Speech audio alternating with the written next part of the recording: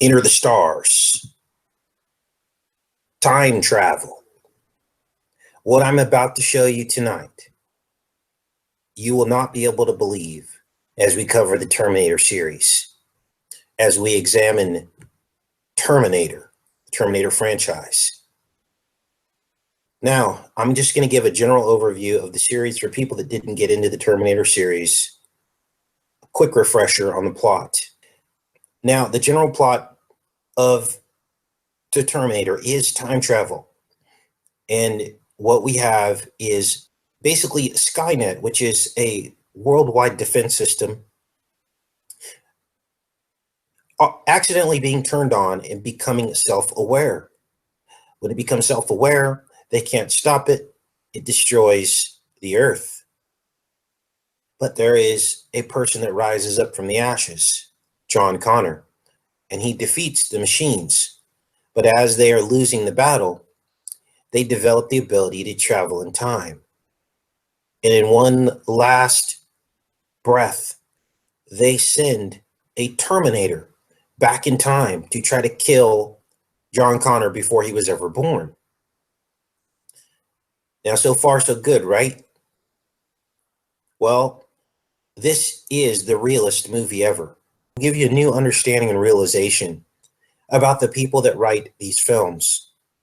And you will begin to almost understand and see the enemy.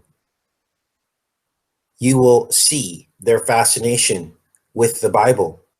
And when I talk about time travel, I'm not literally talking about time travel. I'm talking about another dimension of beings that already know the plan of God, are so highly tuned into it, in both good and evil, that they seem to transcend time because they are trying to annihilate the seed of the woman.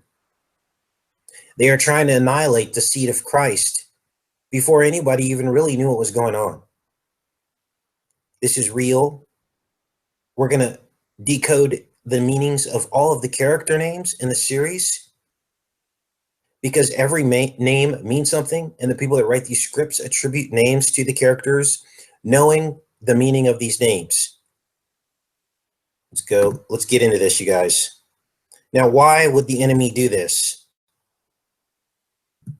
Do they incorporate biblical themes in these franchises and these films, these popular films, when no one is seeing the biblical theme? It's because the enemy,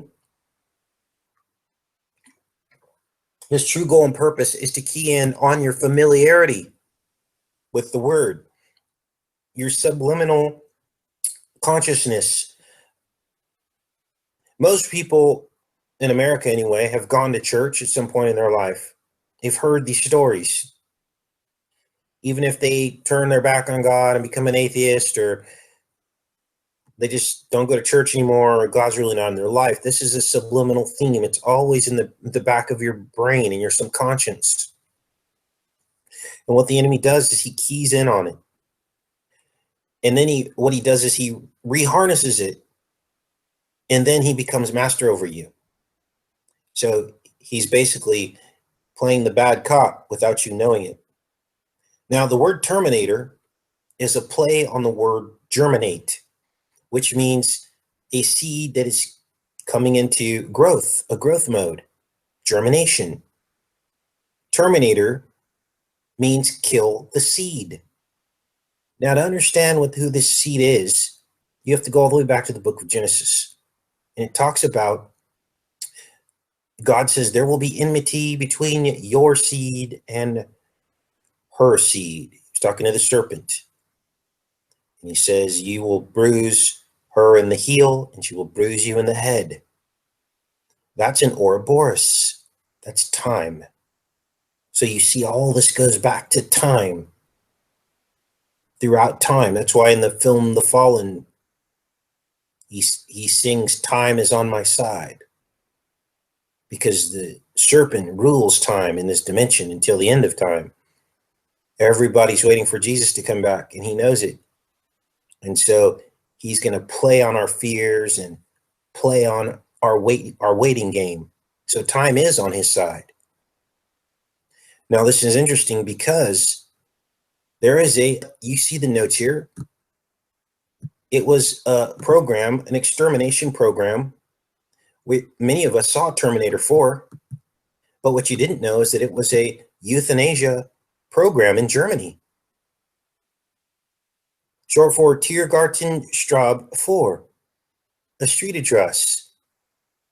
And you remember, they shortened the Terminator 4 film to T4. Okay? Now, they were authorized, certain German physicians were authorized to select patients deemed incurably sick after most critical medical examination and then administer to them a mercy death. And Hitler signed a euthanasia decree. And he killed a bunch of people. Schwarzenegger is not an accident. Schwarz means black. We know what Neger means. His name is two blacks in one. They put him in this role, this extermination role. Do you think there are subplots and some themes going on here that no one else is seeing, but you guys are seeing it because you're gifted, because you care about the ultimate truth? Now, as we get into the Terminator 1 film, Sarah Connor is the mother. In the first film, the machine is sent back in time, the Terminator, to kill her because she was going to give birth to John Connor. So what happened was the whole movie is her being chased around by this Terminator, and then a human is sent back, and that is Kyle Reese. Now, this is crazy because Sarah means happy, pure princess of the multitude. Okay? And the mission of the serpent in the Bible was to kill Eve. Remember, this is about time travel. The serpent actually wanted to kill Eve. He was jealous. That's why there was the enmity between and Eve. She was the mother in the garden. She was the first princess, just like Sarah. You see, these biblical characters repeat. And I'm going to show that to you because it's all about bloodlines, right? So Adam repeated. He became like the Jesus figure, okay? And Jesus undid the curse. But they were both from the same bloodline. And the serpent, of course, failed in its mission to kill Eve, but the enmity was still there. And we also know that the wife of Abraham was also Sarah. And they were the forefathers of Christ himself. Now, this is crazy because Kyle, remember, Kyle was the guy, the human that was sent back to protect her from the Terminator. His name means narrow, straight channel. Narrow, straight channel. So when you look at the film, you see the boy going through this narrow, straight channel. And Kyle becomes John Connor. He's John Connor's father.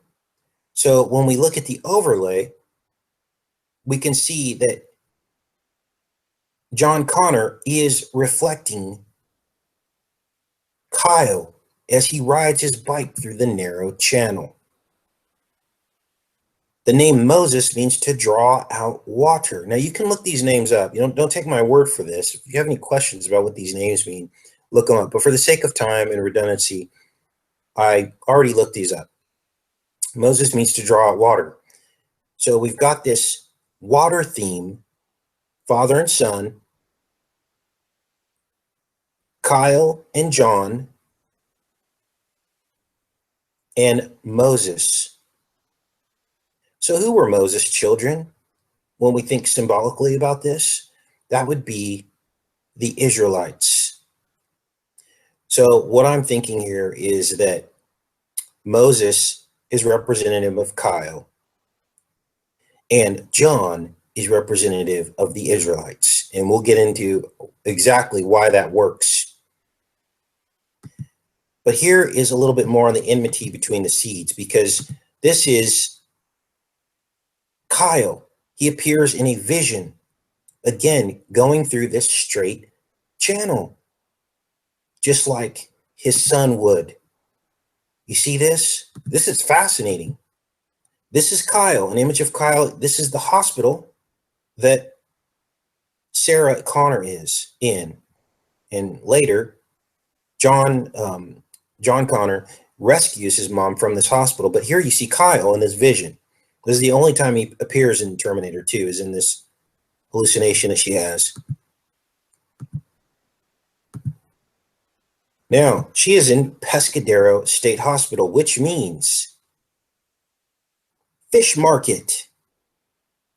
Pescadero means fish market. Again, you can look that up for yourself. Pescadero means fish market. Who was the fisher of men? That was Christ. Let's go back a couple slides here, because I'm kind of skipping ahead. I didn't want to do this, because we need to focus on the enmity between the seeds. Now, this is a screenshot, and as many of you remember in Terminator 2, this is a metallic Terminator. He enters in. He is the blue blood. Why is he the blue blood? Because the first identity that he takes on is a cop car and a cop throughout this Terminator 2. And this is his identity. The cop is short for copper, which gets a blue patina, blue-green patina, as it starts to be exposed to the air. Cop is copper, and as I told you guys, copper is the blue blood. This is why in the wilderness a copper serpent was raised up by Moses to save the people, because they were wishing that they were back in Egypt and complaining that they had food there, real food, and they didn't have to fast, complaining that they had shelter. And God said, Moses raised up a copper serpent. He was reminding them of where they came from, the blue blood. And then thousands of years later, Jesus said, remember, Moses raised up a copper serpent in the wilderness, and so too must the Son of Man be raised up on a pole or a stake or a cross to save the world. What Jesus was demonstrating was a juxtaposition between the blue bloods and the red bloods. And we see that exact theme here in Terminator, as the bad Terminator, the metallic Terminator, takes on the identity of basically the copper. And that's why cops wear blue. It's the blue blood. Their uniforms are blue. And so you're going, okay, Casey, who is the Arnold Schwarzenegger Terminator then? He represents the red bloods. And this is what all this is about. They're trying to personalize the machine. And as you all know, in Terminator 2 and 3, the machine, the Terminator, the Arnold figure, becomes a father figure to John Connor. And he becomes human. They're sad when he dies. Everyone cried at the theater when he lowered himself into the lava in Terminator 2. And in Terminator 3, it's the same thing repeated, as the Arnold Schwarzenegger character protects the boy. Here's the red blood. If you wanted to see the juxtaposition, the readout of Arnold's readout, his technical readout when he's looking at objects, is in red. That's done on purpose. Good cop, bad cop.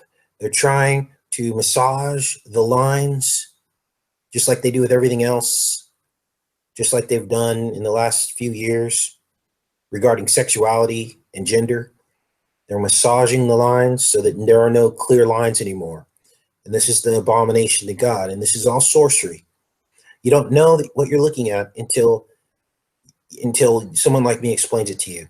But it's having an effect on you, because you start to personalize with machines. That's what this whole series was meant to do to you, was to make you feel empathy for an inanimate object. So he sees the readout in red. And of course, this is one of the first scenes where he enters the bar and he goes to take this man's clothes because he's naked.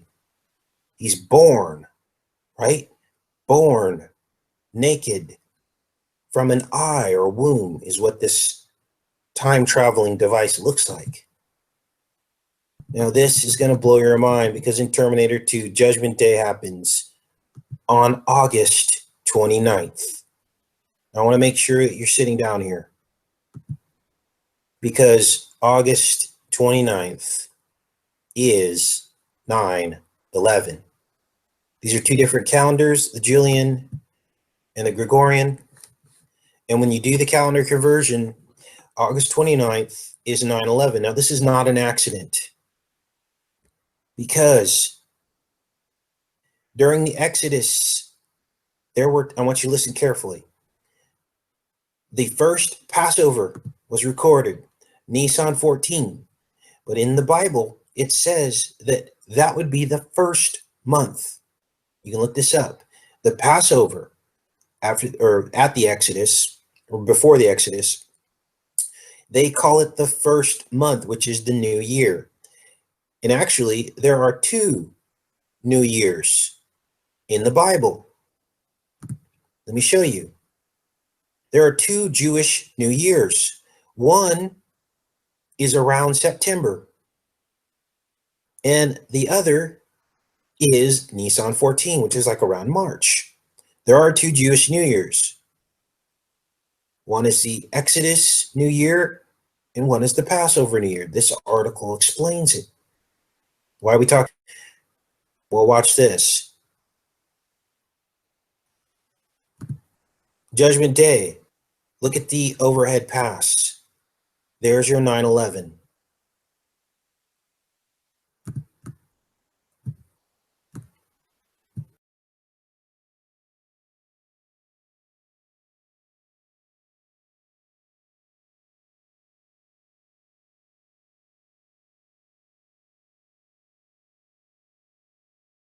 Now, many people write this off as, oh, that's just 9/11. Well, but when you combine it with Judgment Day that happened on August 29th in the film, and you do the calendar conversion, you realize that's also 9/11.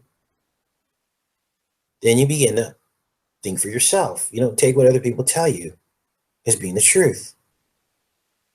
Now, this goes deeper. The mission of the serpent was to kill Jesus' seed before he could be born.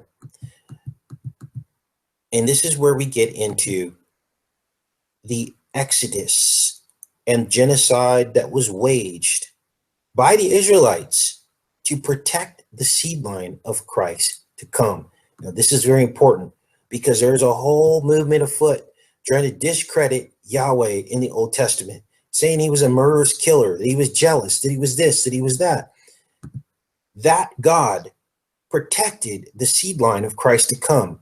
So if you start saying that that God was evil or Satan or the other Lord or whatever, you are discrediting the entire foundation of the sacrifice to come. This is important because that is exactly the plot in Terminator.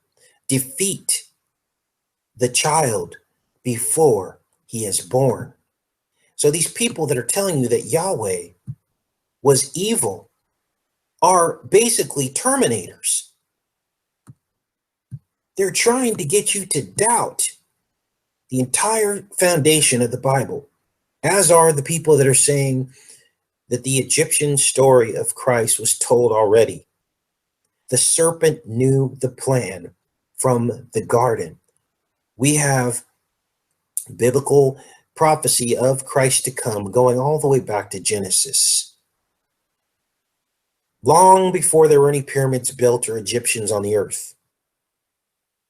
Don't believe the hype. It's a trick of the Terminator.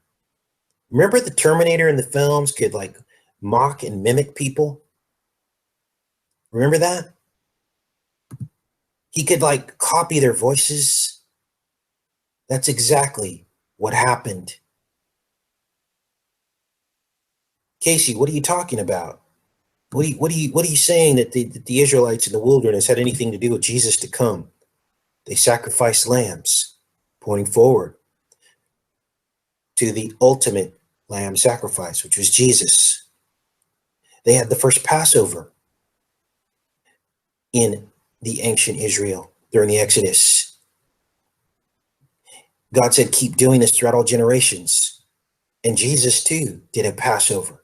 Everything the Israelites did was pointing forward to Christ to come. He was the Lion of the tribe of Judah. He was from one of those tribes of Israel, the tribe of Judah. And if people just read their Bibles instead of cherry picking God and trying to find fault with God, they would understand this. That the reason why these Israelites had to wage genocide on the Canaanite tribes is because they were of the blue bloods and Christ's bloodline was of the red, pure blood. That's why Noah was of pure blood, and he had to further the Christ bloodline. Now, for those of you that have ever doubted God, you're probably getting chills right now because you're starting to believe what I'm telling you. That whoever wrote the Terminator series was very, very deep into the Bible. And you didn't even see this before. You're probably kicking yourself because we all went to church. But they keep you in silos. They tell the stories as separate stories. They don't tell you how the stories interconnect. But now that you're seeing how they interconnect, you're seeing all this. And when you see all this, you also see that the attempt at deceiving you. Now, John Connor means Yahweh, gracious chief, who gives aid. That's what John Connor's name means. Look it up. John Connor. Yeah, I'm not going to look this one up because this is important. People don't believe in God. They think they just go and watch a Terminator film and they can get entertained. They don't realize that all around them are biblical themes.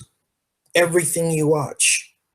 John, name, meaning. This is how you look up the meaning of a name.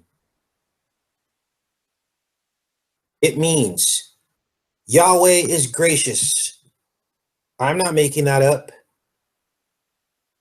What does Connor name mean? Yahweh is gracious, chief who gives aid. Now, you understand that John, his name could overlay the children of Moses, and I'm just saying that symbolically, but basically, they give aid, chiefs, Yahweh. Their job, John's job, was to protect the seed line. Now, even though in Terminator 2, John is a child, the Terminators become like giants to him, right? So this is the age-old David and Goliath story. And he's very resourceful in evading the Terminator because one day in the future Terminator franchise films, he's able to wage genocide on the Terminators and the firstborns. Remember, they go into the place, and I think it was in Terminator Genesis, which they name it Genesis, by the way. Hello. They go in at the end of the film and they blow up basically what do they call that? Where the children are born? Nursery. It's the Terminator nursery where they're all being created. He wages genocide, just like in the Bible. David versus Goliath. Now in the Terminator 2, he escapes on the bike. And the bike becomes his Ark of the Covenant. Okay? Let's see here. Let's go back here. The bike becomes his Ark of the Covenant. Casey, what are you talking about? A bike is used in films. It's symbolic to represent two spinning wheels. It can be the good bike, which is the torus field. If you look at an apple cut in half, it looks like two bike wheels.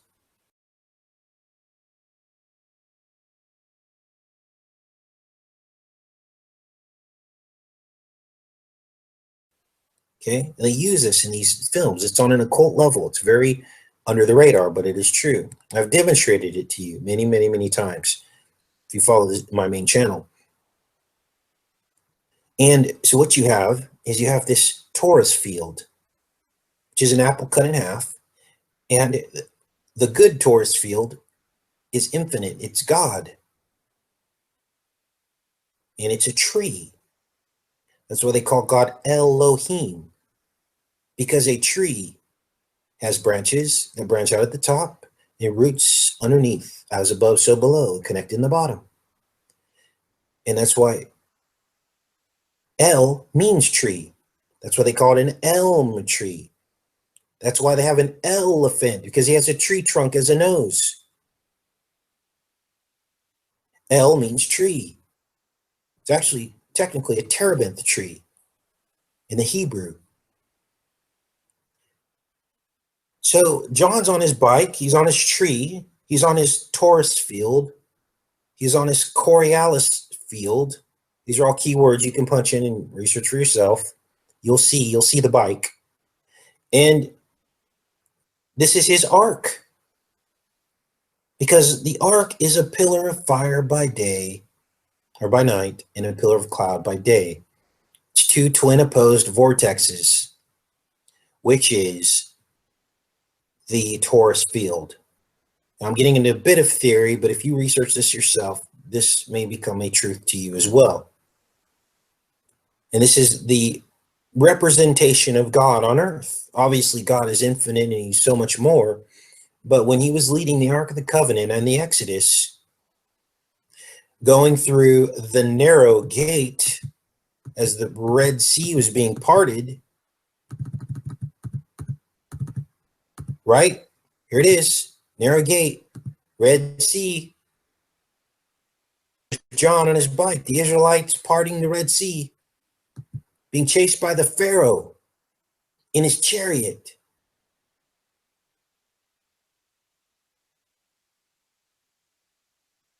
This is unreal. And what happens? Arnold grabs, he's opposing Satan, right? Red blood, blue blood.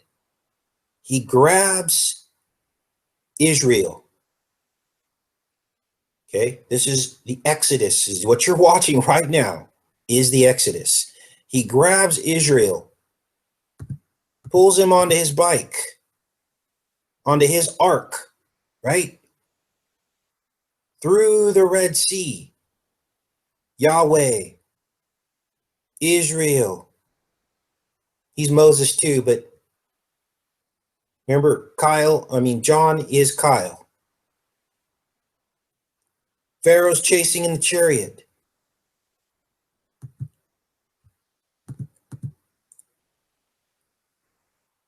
Then how does this work? 9/11, Christ was born. I believe in 9/11, 6 BC, which just happened to fall on a Hebrew New Year. 9/11, 6 BC fell on a Hebrew New Year. That's when I believe that Christ was born. Remember, there's 2 New Years. Christ fell on one of them. And here's the parting of the Red Sea. Pharaoh fails, crashes into, what did he crash into? The birth of Jesus. Pharaoh gets split. So here's the cross. It's no mistake, crossing the Red Sea and cross. Those are plays on words in the Bible. Pharaoh fails and he's split down the middle. So the sacrifice of Christ being born became the salvation. Okay? I think there's actually even Terminator. One of the franchises is called Salvation. Is it T4? Can't remember, you guys. All this is being played out. Okay? They get away on his bike. You might have to replay that a couple times, but to get the full gist of it, what I just said. But it all perfectly matches. Now, let's keep going with this. Did I skip a part? Okay, so the mom is Sarah, and we told you that her name meant princess. Connor means chief princess, right? She is at Pescadero State Hospital, and that means fish merchant. I looked that up. So it's like fisher of men. The foster dad was named Todd. That's the foster dad here. Todd means red.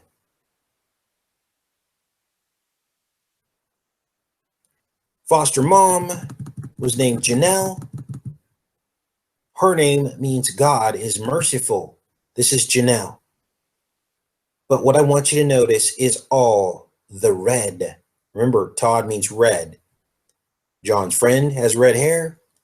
John's stepmom has red hair. John's bike is red. And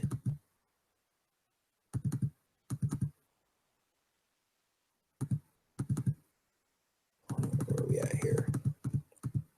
What else? I wanted to show you guys this picture. There's the red lamp. Mom with red hair. Casey, what's up with all the red? Well,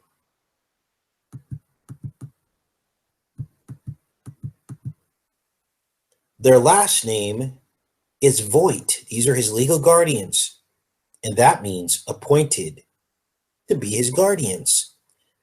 These are the people, the other side of the bloodlines that were controlling, trying to exterminate the Israelites. And the red hair is a feature of that. It doesn't mean everyone with red hair is bad. This is all symbolic, okay? It's a trait that is more common. So the Hebrew were foster children of the serpent. They weren't of that seed line. They were adopted into this reality of sin. You can't escape. The serpent is in control, just like a foster parent. He rules this reality, which is what it says in the Bible. The serpent is the ruler of this world, but they're not related by blood. They're of the bloodline of Christ. So when you look at the meanings of the names, Todd, red, Voigt, appointed, Janelle is God is merciful. And you look at the address of where they live on Almond Avenue, and you realize that the almond was the menorah in the tabernacle. It had 6 branches on the lampstand, almond blossom shaped cups. And you realize that John Connor was 10 years old and Solomon had 10 lampstands in his temple. Now you're seeing the exact overlay of this whole foster parent scenario. John escapes on his bike. The twin opposed pillars, the Taurus field. The mom's at Pescadero State Hospital, which means fish merchant, fisher of men. We talked about the foster parents and how we are basically here as adopted children of the serpent. Even those of us that aren't in the direct bloodline of the serpent, we are basically here on his planet until the end of time. Talked about the almond street and how that ties in. Now this is interesting because John goes to a teller, and it actually says teller on the thing here. I didn't capture the screenshot of it, but he plugs in this device to get money out of the ATM teller. And I began to contemplate and think about the word ATM and teller. And I was just blown away. It was like immediately the Holy Spirit downloaded the true meaning of what all this means. John enters the pin at the ATM teller. The pin is the pineal. Remember, Christ says the eye is the lamp of the body. If your eye is single, your whole body will be full of light. If your eye is dark, your whole body will be full of darkness. He was talking about your eye being the lamp of the body is your pineal. And you can either be on the light side or the dark side. So your personal identification number is a play on the word pineal. The ATM is atom. When you say the word atom, that's at ATM. Phonetically. Okay, Casey, what does an ATM have to do with Adam? Well, what do they always tell you? Remember your PIN. Remember your PIN, right? If you forget your PIN, your whole life falls apart. You have to get verified again. Your pineal is your PIN, you guys. Adam is Adam. ATM is Adam. What they want is your money on your mind instead of God. This becomes your God. This becomes your focus. The ATM machine. The teller is a play on the word fortune teller. Let that sink in for a minute. And it's exactly what money does. The serpent wrapped around the pole is the dollar sign. Now, as we get in more into this is from Terminator 2. There's a T-1000. That's the copper. He's the blue blood, right? And the T-800, which is Arnold, he's the red blood. And we showed you that. Red versus blue. And they engage in combat. And they're trying to humanize Arnold to make him being like human so that you can one day head toward transhumanism and everyone's going to be okay with it.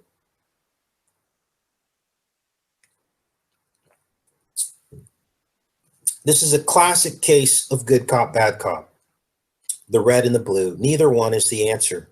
Both are bad. Yet one poses as good. So I began to think about this. What does this T mean? Well, T is the 20th letter of the alphabet. T and T is 20 and 20. That's 40. There's your 40 years in the wilderness of the Israelites. There's your 40 days and 40 nights of fasting by Christ. There's your 40 days and nights that it rained during the flood. It's all there. And T is like the cross. Just as Moses was raised up a serpent on a cross in the wilderness, so shall the Son of Man be raised up. Those are Jesus' words. There's your T and your T, your pair of T's. Now the Pharaoh chases Moses, which is John, and the Israelites, John, through the Red Sea. We showed you that in that narrow channel. The T-800 represents God, the good cop, but bad cop, it's to confuse you, right?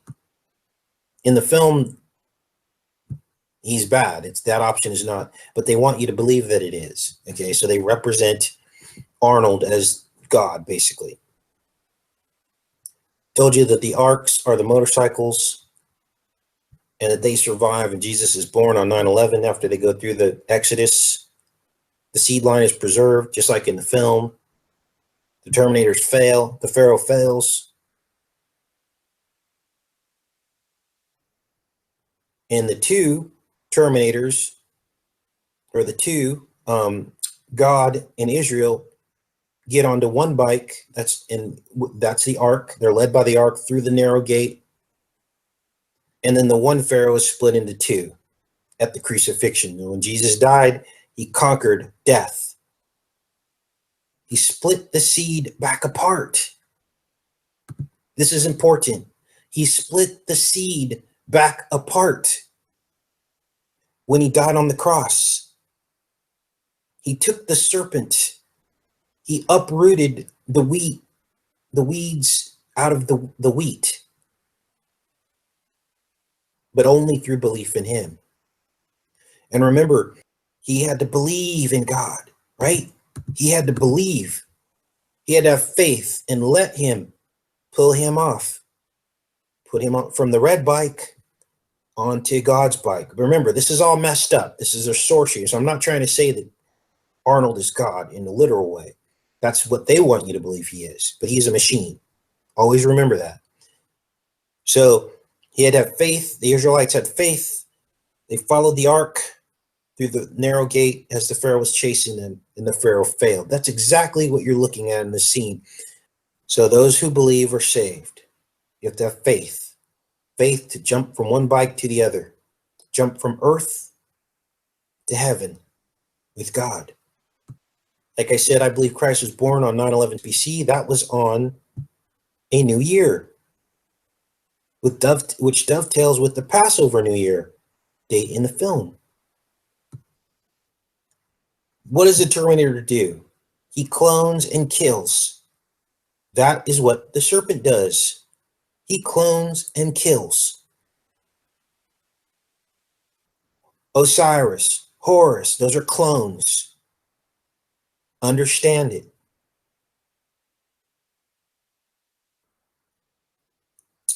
Yahweh, trying to say he's Satan, that's a clone. He takes your God-given gifts of voice, looks, dancing, and he hijacks them for his own purposes so that he can deceive others. This is what he does.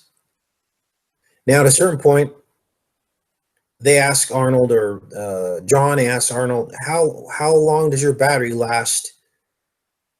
And Arnold Schwarzenegger says, 120 years. This is in the Bible. God says, my spirit will contend with them for 120 years, which many people believe that either could mean that our lifespans are now limited to 120 years. Different thoughts about what that could mean. I wanted to show you guys the milk of human sacrifice and explain to you that many times when you watch these films, just before someone dies, they're drinking milk, or milk is spilt. So we've got all these films, 007 Living Daylights with the Milkman, we've got the Milkman in Lost Boys, the milk carton with 9/11 in the date, we've got milk in the Believers film, milk in the 88 film with Lloyd, the guy who played time travel. She drinks milk every time she's going to kill someone, milk in Clockwork Orange, and milk in The Last Jedi. And it's no different in the Terminator film.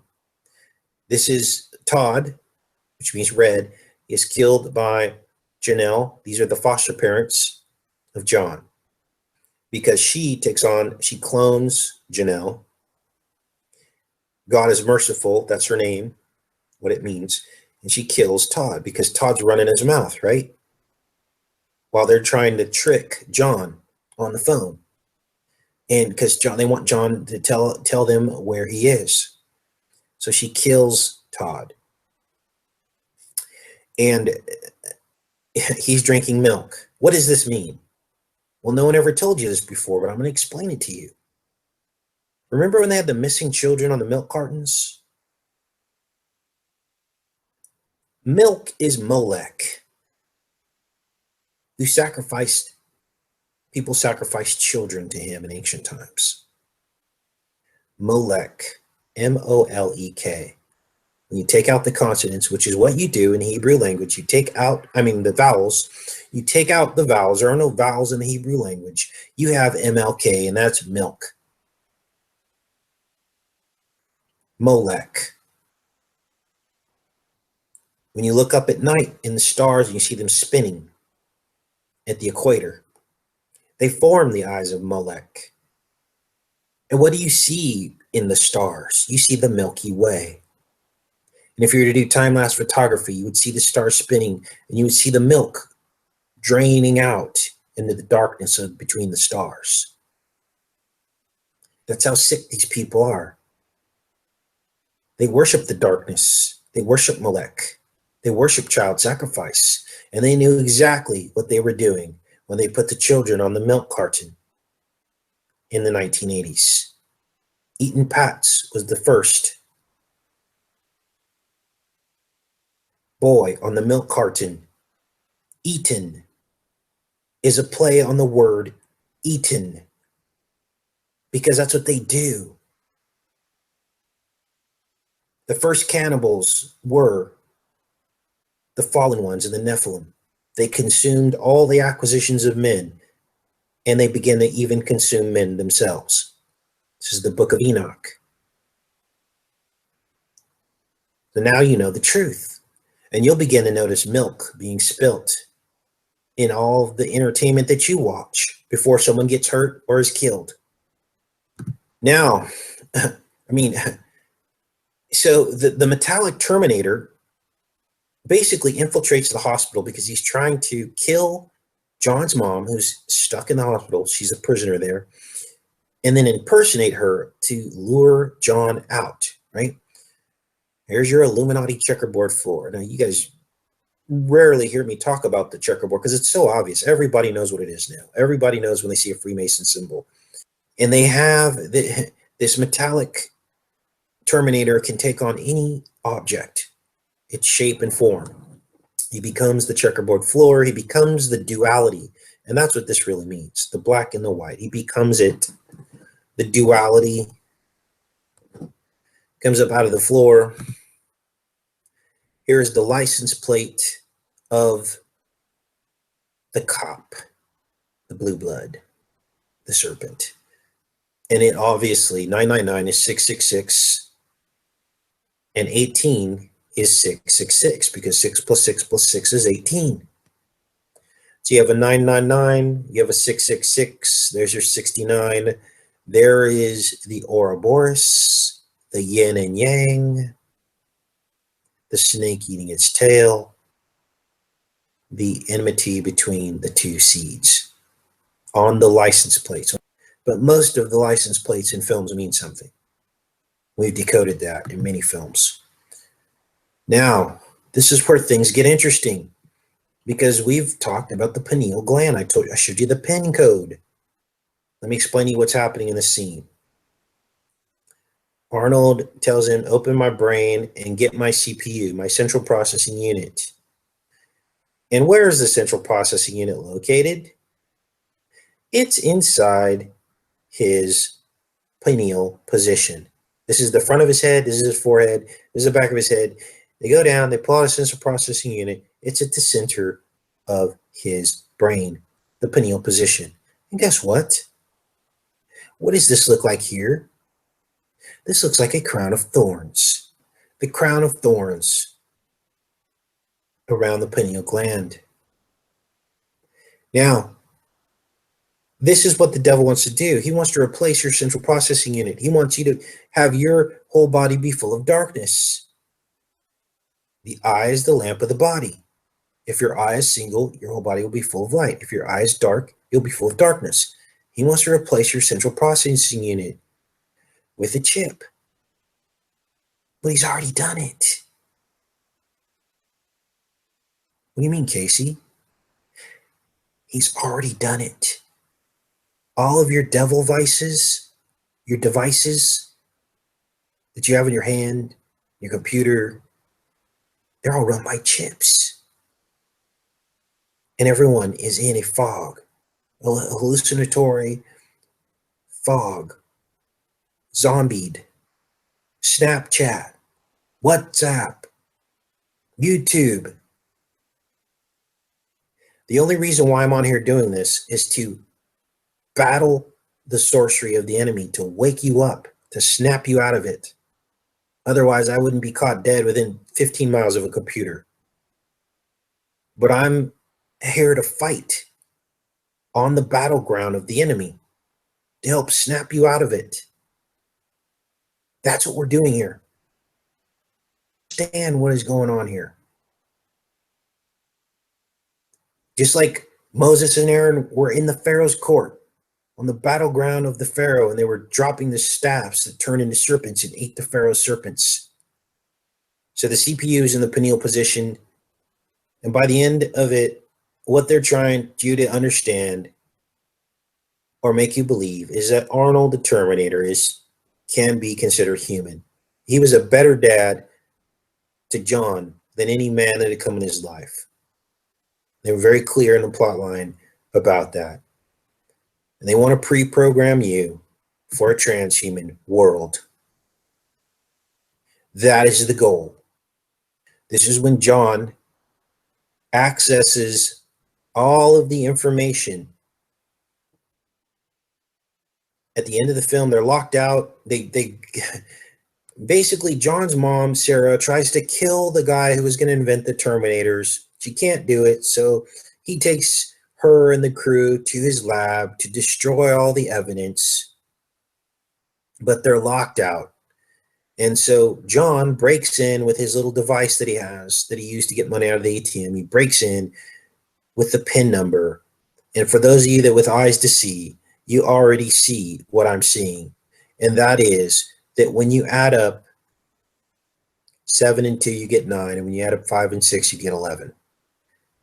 The PIN number to access all the data to try to destroy it is 911. And that's what Jesus did. He destroyed the serpent through belief in him. Casey, touch on why you believe Jesus was born on 9/11. Because that's when they decided to carry out the biggest sacrifice in U.S. history on 9/11. That's where my journey began, on the 9/11.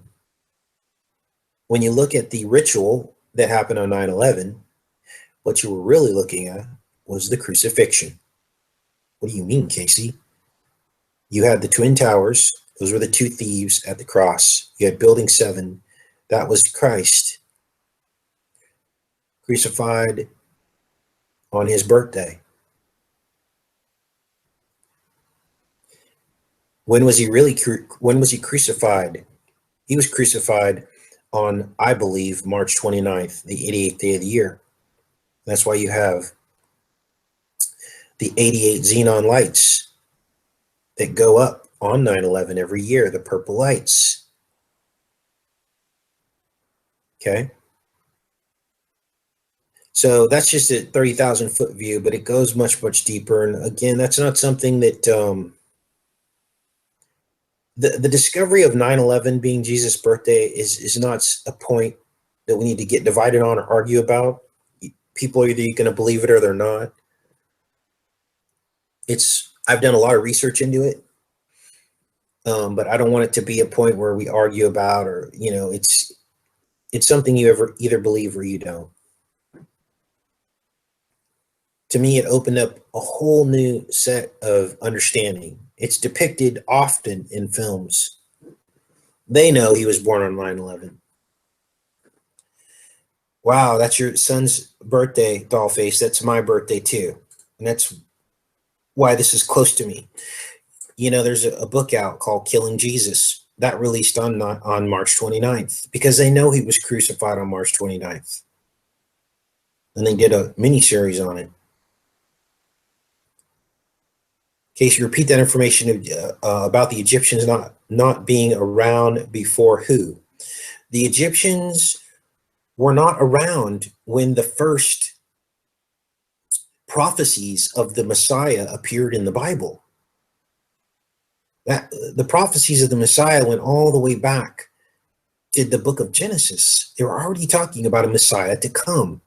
So what happened was this Egyptian story of Horus and Osiris and people saying that that's the same story as Christ, that they talked about him being crucified and all that, and that the Christ story was borrowed somehow from the Egyptian ancient mythology is hogwash.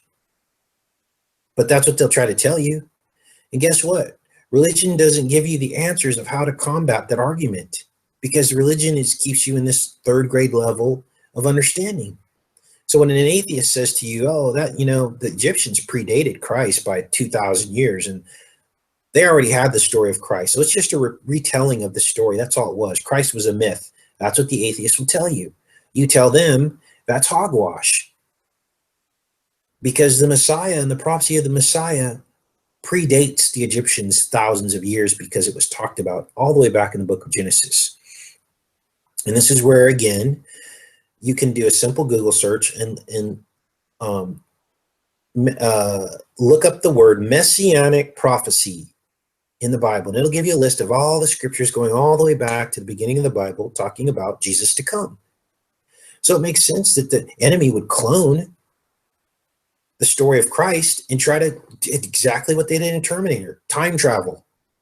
Oh, well, let's derail the foundation of the Christ story by pretending like we're Christ. We'll make up our own Christ story with Osiris and whoever the heck or whatever, right?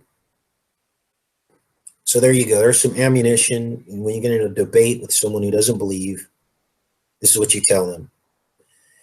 All right, back in the chat. Appreciate all you guys coming out tonight. There's a million other places you could be, and you came here to find the truth. And so I appreciate that, and God appreciates it. All right, what else? And at the end of the day, the most profound